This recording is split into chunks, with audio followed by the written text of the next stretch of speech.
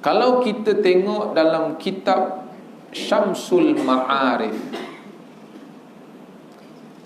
kitab ini membicarakan tentang hal ehwal bintang. Disebut dalam kitab itu bilangan bintang yang Allah ciptakan terlalu banyak. Maka pada tanggal 20 April bersamaan dengan 12 Rabiul Awal, dikala waktu malam hampir-hampir nak masuk subuh, di saat itu telah berlakunya peristiwa Maulid Nabi. Dan ketika berlakunya peristiwa Maulid Nabi ini, kata ulama yang mengarang kitab Syamsul Ma'arif, satu-satunya bintang yang berkelip-kelip menyambut hari kelahiran Nabi, iaitulah bintang Suraya. Dalam banyak-banyak bintang, satu-satunya bintang yang menyambut hari kelahiran Nabi, dan itulah bintang yang paling tinggi daripada segala bintang, itulah bintang yang telah dimuliakan oleh Allah, kerana bintang itu menyambut Maulid Nabi, dan bintang itu bernama bintang Suraya. Orang Melayu sebut Suraya, Arab sebut Suraya. Dia ada syaddah di situ. Inilah satu-satunya bintang yang menyambut hari kelahiran Nabi. Sehingga pujangga Arab mengarang satu bait syair yang berbunyi, kun rajulan rijlahu fis sara, hammatun himmatuhu fis suraya. Saya mula Tok Guru baca syair ni, saya tak faham kenapa pula diberi contoh bintang Suraya. Apa makna dia? Tok Guru ni dia bagi semangat dekat pelajar-pelajar. Lalu dia baca syair ni, kun rajulan rijlahu fisara, hammatun himmatuhu fis suraya. Jadilah kamu seorang penuntut. Kalau kita ada anak yang sedang belajar, kita bagi tahu dekat anak kita, jadilah kamu seorang penuntut, seorang pelajar. Walaupun kaki kamu terbenam di dalam lumpur, namun cita-cita kamu tinggi seperti mana tingginya bintang Suraya. Boleh hafal? Apa video ada? Jadilah kamu seorang pelajar, walaupun kaki kamu terbenam di dalam lumpur, namun cita-cita kamu tinggi seperti mana tingginya bintang Suraya. Masa mula saya dengar syair ni, saya tak faham. Rupa-rupanya bila baca dalam kitab Syamsul Ma'arif menyebut, itulah dia bintang, satu-satunya bintang yang menyambut Maulid Nabi sallallahu alaihi wasallam, sehingga dia dimuliakan oleh Allah. Selesai situ. Tuan-tuan, bila kita sentuh tentang Maulid Nabi,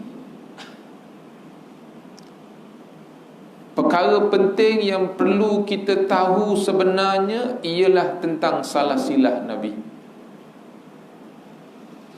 tak sempurna kalau kita bincang tentang maulid Nabi tapi kita tak tahu salah silah Nabi. Kan? Salah silah Nabi ni dia bermula daripada Nabi Ibrahim alaihissalam. Tuan-tuan yang tak boleh ingat ni, nanti tengok video ni. Salah silah Nabi ni dia bermula daripada Nabi Allah Ibrahim alaihissalam. Dia bukan bermula daripada Adam, Idris, Nuh, Hud, Saleh, kan? Tapi dia bermula daripada Nabi Allah Ibrahim. Seperti yang kita sedia maklum, Nabi Allah Ibrahim dia mempunyai 2 orang anak lelaki. Yang pertama bernama Ismail yang beribukan Hajar. Yang kedua Ishak yang beribukan Sarah. Kita ambil Nabi Ishak dulu. Nabi Allah Ibrahim dia mempunyai anak yang bernama Ishak. Ishak mempunyai anak bernama Yaqub. Pernah dengar nama Nabi Yaqub? Nabi Yaqub dia mempunyai 6 orang anak.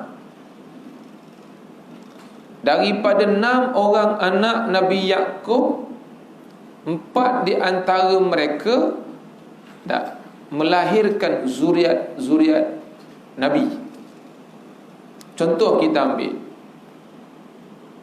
Nabi Ibrahim, dia punya anak bernama Ishak. Ishak mempunyai anak bernama Yaqub.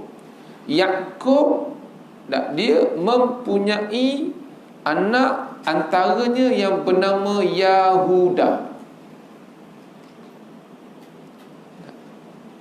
Nabi Yaqub mempunyai seorang anak yang bernama Yahuda. Nanti tak ingat tak apa. Ni, tengok. Yahuda pula, di antara anak-anak Nabi Yaqub yang banyak melahirkan zuriat ialah anak Nabi Yaqub yang bernama Yahuda. Yahuda ni dia ramai anak, dia ramai cucu, dia ramai cicit. Maknanya keturunan Nabi Yaqub yang paling ramai belah Yahuda. Daripada keturunan Yahuda lah maka lahirnya seorang Nabi yang bernama Daud alaihissalam. Nabi Daud kita pernah dengar tak? Allah turunkan kepadanya kitab Zabur. Allah berikan kepadanya beberapa jenis mukjizat. Antaranya dia boleh melembutkan besi. Antaranya dia mempunyai suara yang sangat lunak.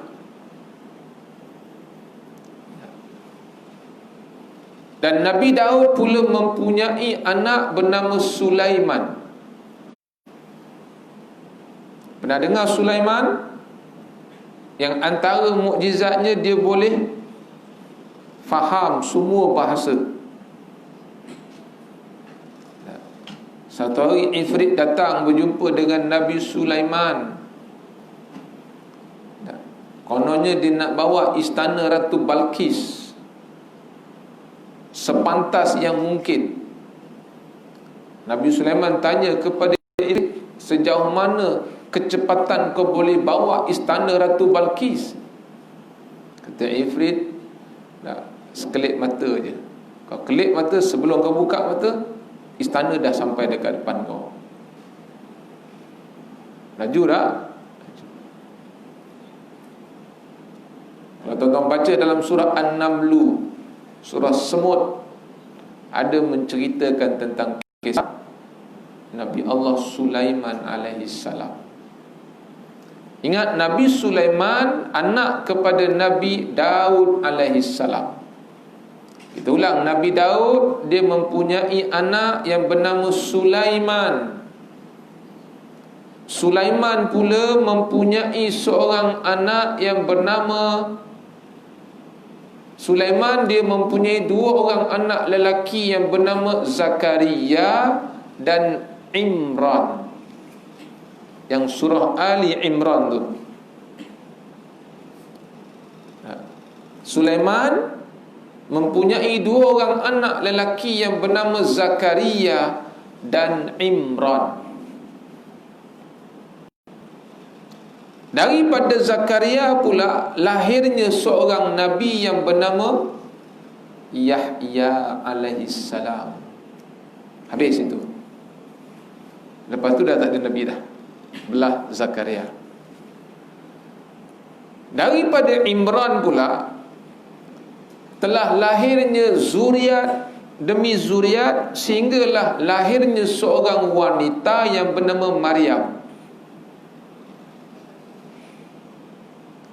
Daripada Maryam telah lahirnya seorang zuriat lelaki yang bernama Isa alaihi salam. Kemudian habis, dah tak ada dah Nabi. Maknanya keturunan Yahuda, penghujung Nabi daripada keturunan Yahuda ni ialah Isa alaihi salam. Ingat, daripada Yahuda ada Daud, ada Sulaiman, ada Zakaria, ada Yahya dan ada Isa. 5. Itu 5 Nabi ni keturunan Yahuda. Yahuda anak kepada Nabi Yakub. Faham?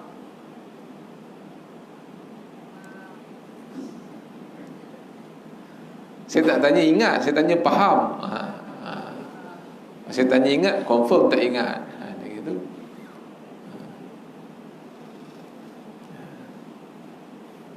Tulislah sendiri nanti. Kemudian Nabi Yakub juga, beliau mempunyai seorang anak yang terus Allah lantik dia sebagai Nabi, iaitulah Nabi Allah Yusuf alaihi salam. Tuan-tuan pun boleh baca kisah Nabi Yusuf, sangat panjang cerita dia. Kemudian Nabi Yakub juga mempunyai seorang anak yang bernama Bunyamin. Cerita Bunyamin ni ada orang putih buat satu filem. Saya tak tahu filem apa, tapi dia punya kekuatan dia pada rambut. Kalau potong rambut dia, dia jadi tak kuat, dia jadi tak kebal. Kekuatan dia pada rambut. Saya tak tahu cerita apa. Nabi Yakub mempunyai juga seorang anak lelaki yang bernama Bunyamin. Dan Bunyamin pula mempunyai seorang anak yang bernama Yunus alaihi salam. Ataupun lahirlah daripada keturunan Bunyamin seorang Nabi yang bernama Yunus alaihi salam. Tu Nabi yang kena telan dengan ikan tu. La ilaha illa anta subhanaka inni kuntu minaz zalimin. Itulah zikir yang dibaca oleh Nabi Yunus alaihi salam. Okey. Berapa dah? Nanti kita kira. Nabi Yakub juga mempunyai seorang anak lagi yang bernama Imran. Imran di sini bukan sama dengan Imran anak Sulaiman, lain. Kalau Imran daripada anak Sulaiman tu melahirkan Isa, tapi anak Nabi Yakub juga ada yang bernama Imran. Dan Imran ni pula lahirlah zuriat daripada keturunan Imran anak Nabi Yakub ni, dua orang Nabi yang bernama Musa dan Harun.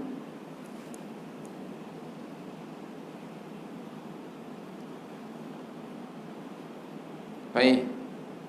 Daripada Harun pula lahirlah zuriat daripada keturunan Harun dua orang nabi yang bernama Ilyas dan Ilyasa. Ilyas dan Ilyasa. Ada gitu. Maknanya kalau kita nak ikut susunan yang betul lah, nak ikut susunan nabi ni daripada Yakub, Imran, Bunyamin, Yusuf dan Yahuda. Patut itu. Kan? Baik, inilah nabi di kalangan Bani Israel. Jom kita kira. Yahuda ada 5. Daud, Sulaiman, Zakaria, Yahya dan Isa. Tu Yahuda. Kalau seorang lagi Yusuf, dah 6. Kemudian Bunyamin ada seorang, Yunus. Kan? Daripada Imran pula ada Musa dan ada Harun. Daripada Harun pula ada Ilyas dan Ilyasa. Bermakna ada 11 nabi di kalangan Bani Israel. Bani Israel ni gelaran kepada Nabi Allah Yakub. Disebabkan Yakub ni seorang yang sangat taat, maka dia diberi gelaran Israel. Bani itu maknanya anak-anak ataupun keturunan Israel ni, maknanya keturunan Yakub. Daripada Nabi Yakub ada 11 orang nabi. Baik, di manakah munculnya agama Yahudi? Mana datang Yahudi? Kan? Agama Yahudi ni muncul daripada keturunan Yahuda tu. Anak cucu cicit piut Yahuda lah yang telah mencipta agama Yahudi. Sebab tu kita kata setiap penganut agama Yahudi, mereka itu semua daripada Bani Israel. Tapi bukan semua Bani Israel beragamakan agama Yahudi. Sebab agama Yahudi muncul daripada keturunan Yahuda, dan Yahuda anak kepada Nabi Allah Yakub alaihissalam. Yang jahat tu Yahuda, yang jahat tu Yahudi, bukan Israel. Faham? Baik. Jadi terus, kemudian kita ambil balik Nabi Allah Ibrahim. Nabi Allah Ibrahim juga mempunyai seorang anak lelaki yang bernama Ismail, beribukan kepada Hajar. Daripada Ismail ni telah lahirnya zuriat demi zuriat demi zuriat demi zuriat, sehinggalah sampai kepada seorang anak lelaki yang bernama Adnan. Panjang. Daripada Adnan ni pula lahirlah zuriat demi zuriat demi zuriat demi zuriat, sehinggalah lahirnya seorang anak lelaki yang bernama Murrah. Daripada Murrah lahirnya seorang anak lelaki yang bernama Kilab. Daripada Kilab lahirnya seorang anak lelaki yang bernama Kusai. Daripada Kusai lahirnya seorang anak lelaki yang bernama Abdul Manaf. Daripada Abdul Manaf lahirnya seorang anak lelaki yang bernama Hashim. Bukan bapak saya, ni Hashim, Bani Hashim tu. Daripada Hashim lahirnya seorang anak lelaki yang bernama Abdul Muttalib. Dia kena sebut perlahan, Abdul Muttalib. Daripada Abdul Muttalib lahirnya seorang anak lelaki yang bernama Abdullah. Daripada Abdullah lah lahirnya seorang anak lelaki yang bernama Muhammad sallallahu alaihi wasallam. Bila? Pada tanggal 20 April bersamaan dengan 12 Rabiul Awal.